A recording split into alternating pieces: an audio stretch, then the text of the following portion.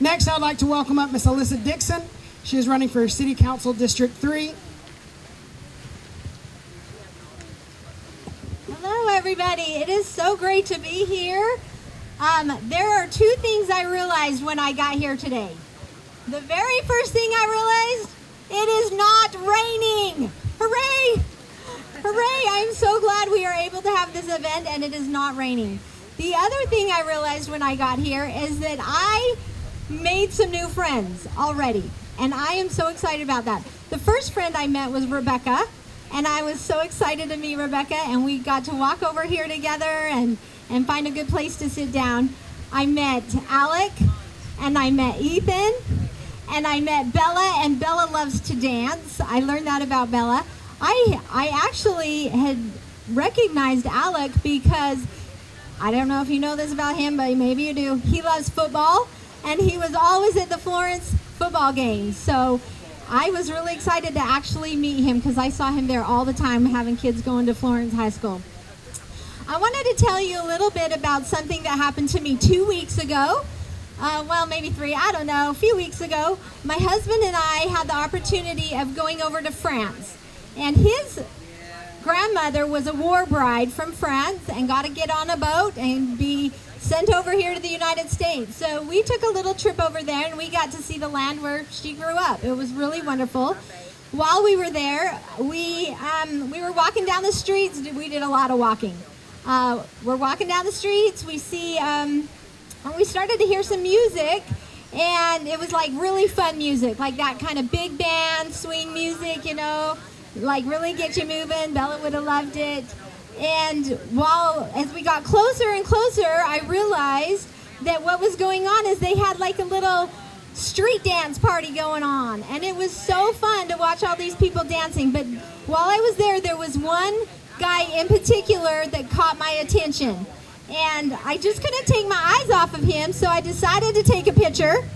This is him. He caught my attention so much so that I am here across the ocean talking about him in Florence, Alabama. Now, why did this guy catch my attention?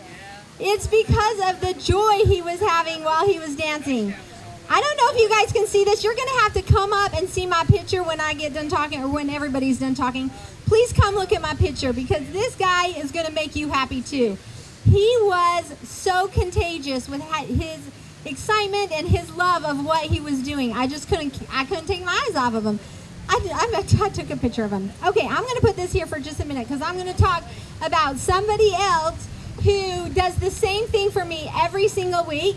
Her name is Vanessa. Maybe some of you know Vanessa. I was hoping she'd be here today, but she's not. But let me tell you about Vanessa. Vanessa has Down syndrome, and I got to know Vanessa while I was a youth leader at our church. And she would sit next to me during our Sunday lessons, and she would steal my notebook that I would keep all my leadership notes in, and she would write me notes. And I would go home and I would read those notes, and they were the most precious notes. Vanessa's my girl.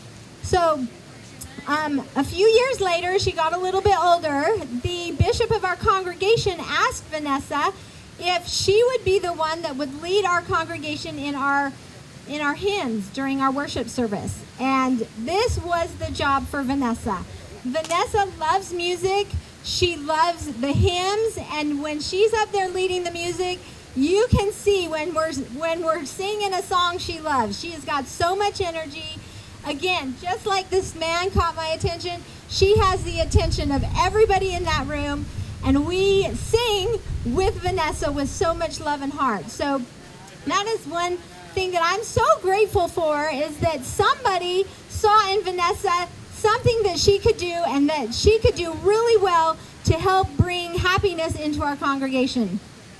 Another example I have, or another situation I've been in once, I have this really great thing that I do. I am a assistant cross-country coach for Florence High School, and I love it. I absolutely love it. One race, though, in particular, stands out to me. And I like to stand at the end of at the finish line, so I can watch all my runners coming in, and you can kind of see down a ways, and they're coming in, and it's so exciting. and I'm cheering them on. Well, as I was looking down, I saw somebody running that just didn't look like she belonged there. She looked a little bit too old. She was not a student athlete. And my first thought was, oh my goodness, somebody's going to get disqualified because you're not allowed to run alongside the runners in a cross-country race. And so I was a little bit concerned, but then, I got thinking, well, maybe there's a medical issue going on, because when you're at the end of a cross-country race, after you've run 3 miles, the fastest you can run, up and down hills, through the woods, across dirt trails, and on grassy fields, you're really, really tired. So sometimes there's some medical things that take place. So I thought, well, maybe there's a little medical issue going on. But no, that wasn't the case either. But as they got closer and closer, I could see that the lady that didn't belong had like a little red cord wrapped around her wrist. And I was kind of a little more intrigued and was like really paying attention, like, what's going on here? Well, as they got closer and closer, I could see that this woman was tethered to the wrist of another runner. And I was a little still confused until they passed right by me, and I could see that this young athlete was blind. And it blew me away. I know this course. This course is full of hills, it's full of rocks, I don't know how she ran it blind. I just don't know. And I thought about that, and I've thought about it a lot lately. And it's on my mind a lot because, let me tell you why. So there could have been 3 scenarios in my mind that I played out. The first scenario maybe went like this. Hey, Mom, I want to run cross country. Well, dear, I just don't know how you're going to run cross country. You can't see, and you're going to be running through trails and in woods, and I just don't know how that's going to happen. But let's find something else you can do. Well, we know that didn't happen because she was out running. Here's another scenario that could have happened. Hey, Mom, I want to run cross country. Okay, great. Let's go talk to the coach. Hey, Coach, this is my daughter, and she would really like to run cross country. Well, there's something you need to know about my daughter, though. She's blind. And then maybe the coach could have said, I'm not so sure that's going to work. I don't know how somebody who's blind can run all over the trails like is required in cross country. Well, we know that didn't happen either. But this is the scenario I like to play out in my own mind. That this girl wanted to run cross country. She went to her parents. Mom, I want to run cross country. Dad, I want to run cross country. Okay, let's go talk to the coach. Hey, Coach, this is my daughter, and she would really love to run cross country. Okay, but there's something you need to know about my daughter. She's blind. Okay, great. Let's figure this out. Let's figure out how we can let your daughter still run cross country. There's got to be a way that we can figure this out. In my mind, I really feel like that had to have been the closest scenario. And let me tell you that. It takes a lot to run cross country. You get up at like 5:30 in the morning, you're doing summer workouts, you're training hard, you're running long, long distances, and somebody stepped forward and said, I will run with her. I will be her guide runner. I will train with her.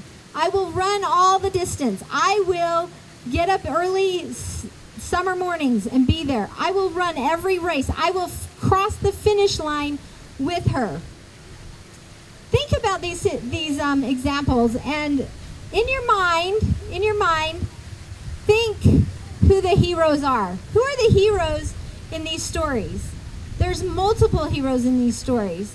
And I just am so grateful to be here today and to see that we have people like you that are heroes in the lives of those who want to live their life the very fullest they can. They have things they want to do. They have things that excite them.